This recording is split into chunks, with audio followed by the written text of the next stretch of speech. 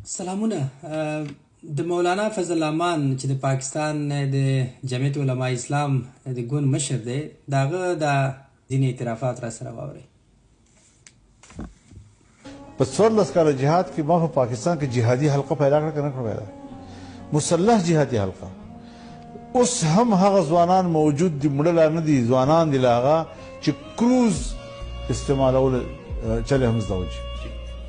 بیا چې ته په خپل پاکستان کې خپل شهري ته په بین الاقوامي جنګونو کې د برخې لپاره چې کومه تربیتونه ورکوي او تا په ملک یو حلقه پیدا سي، هغه یو فکري او نظریاتي حلقه وي. هغه چې دغه نظریې سره ته تصادم کوي، تاسو سره جنګ کوي، او تاسو ما سره جنګ کوي. اوس په تو ورته وایي چې هغه جهاد و دا نه ده، اوس هغه جهاد و دغه نه ده، دا به تاسو د اختیار نه درکېږي، بیا به جنګ راځي.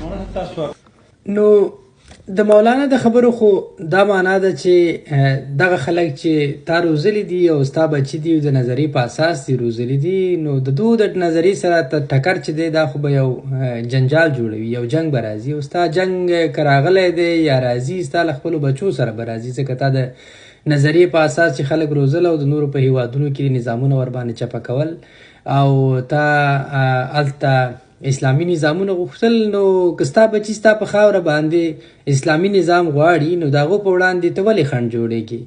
نو تا د نظریې په اساس باندې یو نسل روزه. د پاکستان جوړښت چې دی د اسلام په نامه شوی دی او ښکاره وایي په هره دومه غونډه کې وایي چې پاکستان کا مطلب کیا لا اله الا الله. نو چې د لا اله الا الله خبره در اوس ته د لا اله د نظام نه ولې تښتي؟ هغه شی چې تا اسلامي نظام تعریف کړی د نورو هیوادونو کې د راوستلو په کابل کې چې ته کله هغه حاکم کېده، یو مشروع د خلکو په خوښه منتخب حکومت چې کله چپه کېده، ته هغې ته ویلې چې دا د خدای لښکر په افغانستان حاکم شو.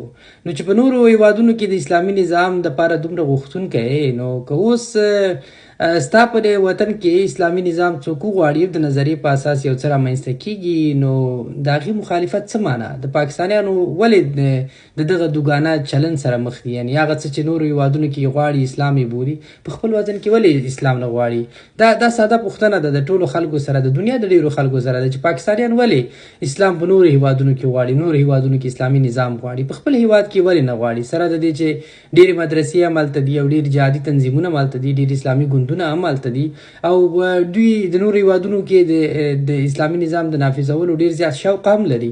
نو د مولانا فضل الرحمن دا خبره سمه ده، د نظریې په اساس چې کله ته جنګ دپاره خلک روزي، نو کله بیا چې ته د نظریې سره تصادم کوي او هغه شی نه غواړي، نو بیا به ستا دلته جنګ جوړېږي. نو که په پاکستان کې دا اوسنی حالت ډرامه نه وي او دا جنګ رښتیا جنګ وي، د دې څوک مسؤل نه دي، نه افغانان مسؤل دي، د دنیا په هېڅ ځای کې څوک مسؤل نه دي. په خپله د پاکستان پوځ، د پاکستان استخبارات، د پاکستان حکومت، د پاکستان مشران چې دي هغه د دغه شي مسؤلیت لري، کوم څه چې په پاکستان کې روان دي.